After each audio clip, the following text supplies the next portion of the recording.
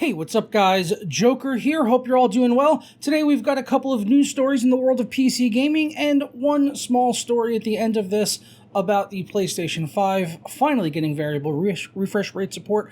Our first topic today is going to be Uncharted, the Legacy of Thieves collection, and when you can expect to play it on PC, as the release date has been leaked by Epic Games. Also, some predicted system requirements for that. Also, Blizzard has announced that Diablo Immortal, the mobile-only game that got so much shit back at BlizzCon a few years ago, is now going to be coming to the PC as well with crossplay, and we've got some system requirements for that, so let's jump into it. But first, today's video is brought to you by PrimeTechMart.com, where you can save money on software like Windows 10 Pro licenses for under $25. They've also got Windows 10 Home for under $20, and now Windows 11 Pro you can grab over on PrimeTechMart.com. They've also got Office 2019 and the new Office 2021. And if you want to save an additional 20% at checkout on Windows 10 or any other software, go ahead and click Buy It Now, and during the checkout process, go ahead and put JP20 in and apply that coupon, and that'll give you 20% off of any software that you happen to pick up over there. So for Windows 10 Pro, you can see it dropped our price down from $24.46 to under $20. So be sure to hit up the links down in the description below, and don't forget to use my coupon code JP20 at checkout for an additional 20% off. First up though, Uncharted Legacy of Thieves collection, which launched on console, or on PS5 I should say, a few months ago, getting 60 FPS and 4K support and all of that, and I completed both games on my PS5, and it was absolutely fantastic finally getting to play these games. I had not played them previously on the PS4, so I really enjoyed getting to play these two games on there. And we already knew that it was coming to the PC, but we didn't have a release date yet, so we were kind of sitting in the wind, just kind of waiting for this one. It was initially reported that it would be coming on July 15th, but thanks to a leak on Epic Games, they actually put this up where it says Uncharted Legacy of Thieves Collection for PC.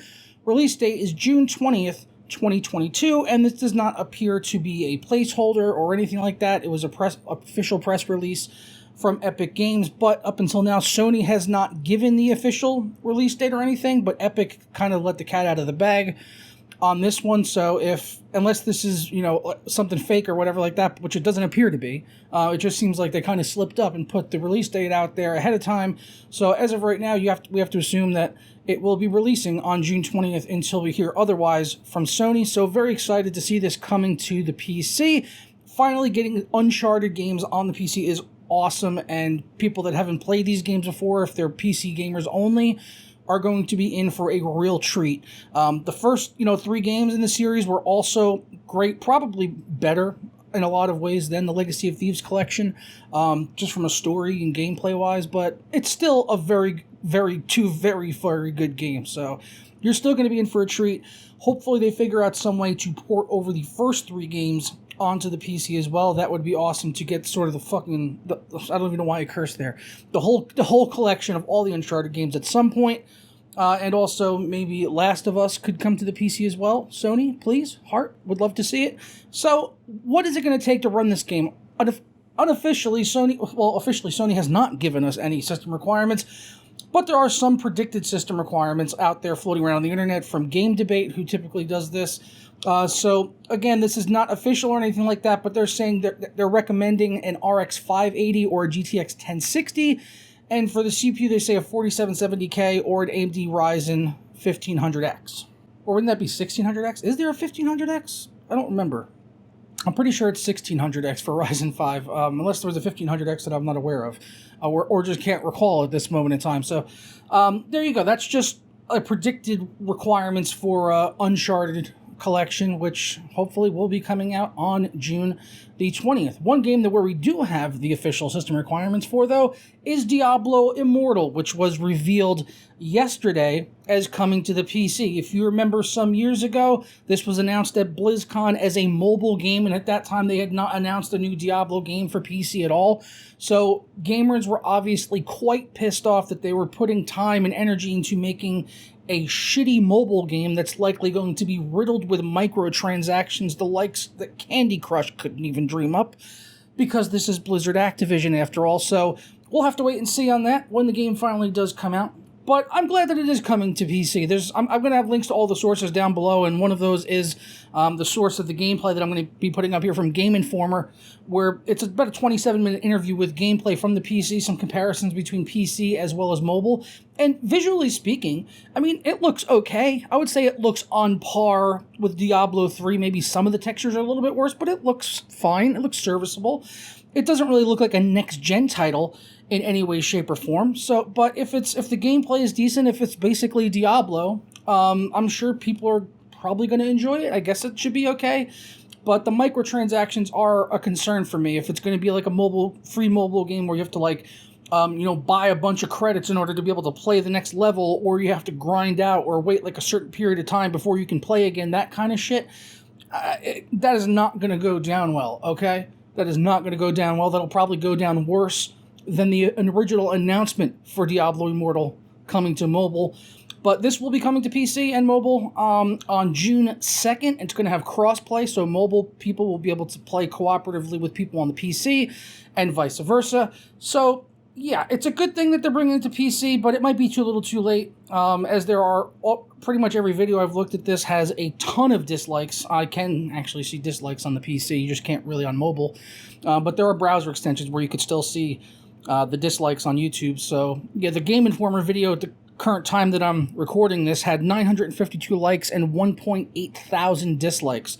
So obviously some people are happy that they're just bringing it to PC, and in that interview with Game Informer, they talked about like, why did they bring it to PC? I mean, honestly, it's to make money, and also to maybe get some favor back with PC gamers who are the original fans of the Diablo games. Obviously, I think that's really a big reason behind it. But they also said that they saw a lot of reports of people trying to emulate the game for PC during the beta on Android. Also, some people were trying to mirror their screen from their phone onto PC so that they could play it on PC with a mouse and keyboard on a larger screen.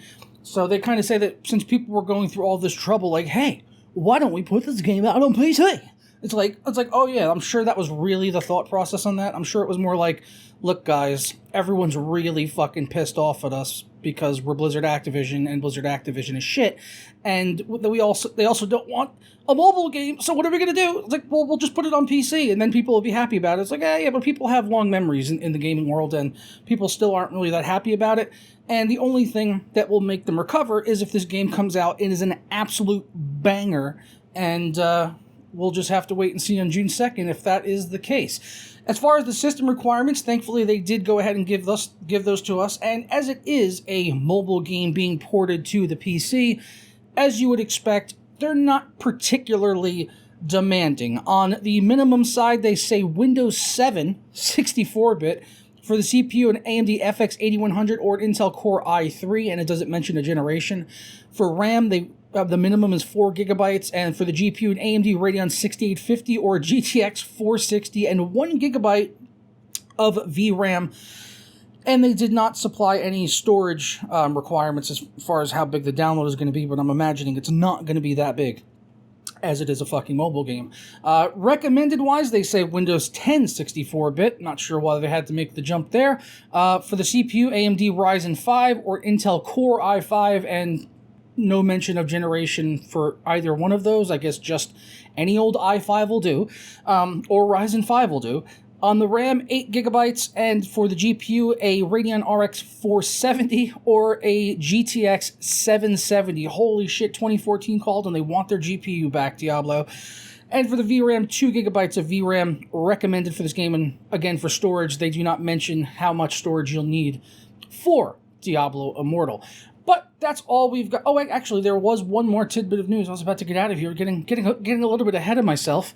That's all we've got on Diablo Immortal, though. June 2nd, we've got the requirements. Uncharted Collection, June 20th. And also, just a quick note for any PS5 owners out there, all three of you, including myself, they are finally rolling out variable refresh rate support this week for the PS5, and it will be working on a limited number of titles at launch, and hopefully other games will be getting updates in the future, and newer titles will likely support those at launch. You will need to have a PlayStation 5, obviously. You'll need to have a television or a monitor of some sort that supports variable refresh rate. So if you play on a gaming monitor with FreeSync or G-Sync or something like that, it should theoretically work. but it also has to have HDMI 2.1 on it, which means it's going to have to be a fairly new display.